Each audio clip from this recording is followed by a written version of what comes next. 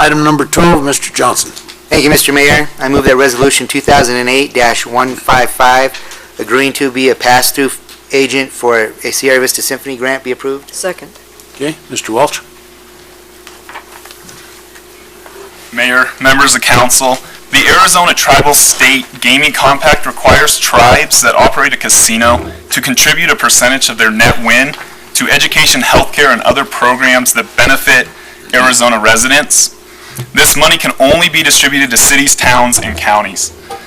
The Sierra Vista Symphony received a $14,800 grant from the Totonaca O'odham Nation for their student and youth programs. The city supported their application for this grant. Since state law requires that the money be distributed to governmental entities, the city must act as a pass-through agency for the awarded funds, which this resolution supports. And I believe Terry from the Symphony is here today. Any comments, questions? Mr. Bowmaster, thank you for coming. All in favor? It's unanimous. Item number 13, Mr. Reardon. Thank you, Mr. Mayor. I move that Resolution 2008-156, accepting Arizona Department of Homeland Security grants, TMC Foundation grant, and 100 Club grant be approved. Second. Moved and seconded. Chief Redmond. Mr. Mayor, members of council, ladies and gentlemen, thank you. This resolution is before you tonight to formally accept a series of grants we've been fortunate enough to receive over the last 30 days. Received $38,000 to establish a Citizens Emergency Response Team, $7,500 to establish an accountability system for major events from the Arizona Department of Homeland Security. And the TMC Foundation has awarded us $25,000 for car seats. We have already started outreach on that with Fort Huachuca and Fry Fire District to get some of those seats in their hands so we can get those into the entire area in southern Arizona. $10,000 for helmets, and we're working with the marketing department and with police department to really start to take care of the skate park and make sure the kids at the skate park have their helmets on. And we specifically went after the real nice styled helmets that we hope the kids will keep on when they're there. And last but not least, the 100 Club has given us $1,600 to purchase safety vests, and these are vests that we will wear out on the highway at night because in the fire service nationwide we kill 25 to 30 firefighters on the road every year as they get ran over because the people that's driving by just can't see us. So these vests will help us with that. And I was notified this afternoon that it looks like the Arizona Department of Homeland Security is also going to be following up with another $30,000 grant for us in the future. We're looking forward to that to update their surveillance robot, the one that we use for hazmat and those type of incidents, and for SWAT. So we're excited about that. So thank you.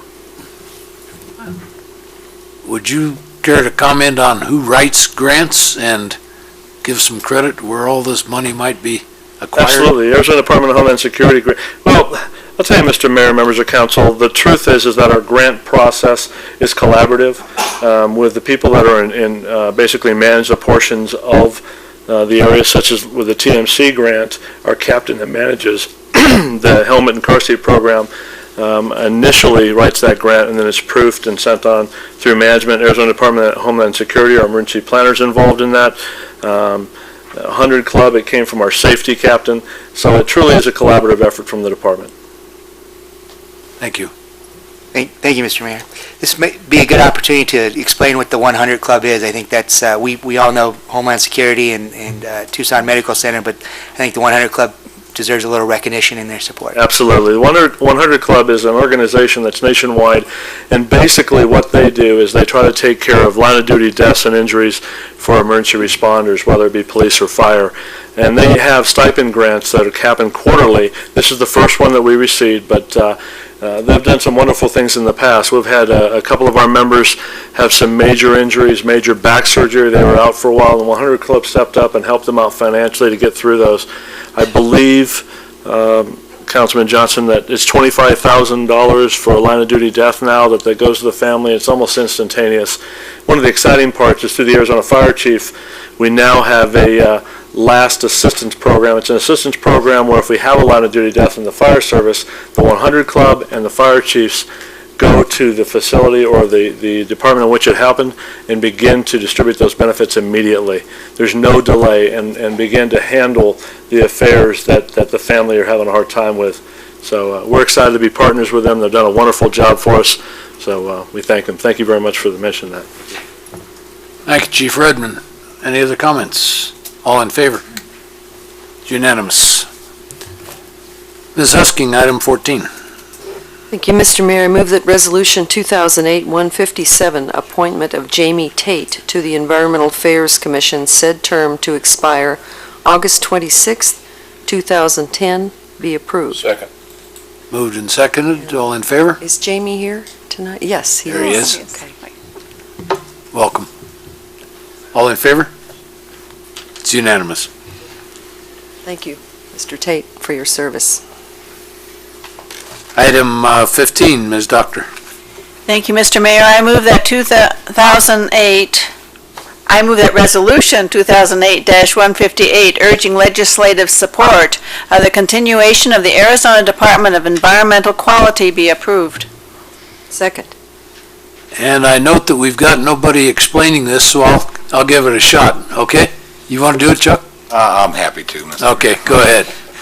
Mr. Mayor, members of the council, interestingly, the statutes find that the Arizona State Legislature must renew the charter, I guess, of the Arizona Department of Environmental Quality. It's scheduled to sunset July 1st of 2009, and this isn't an unusual thing, but it is an interesting thing.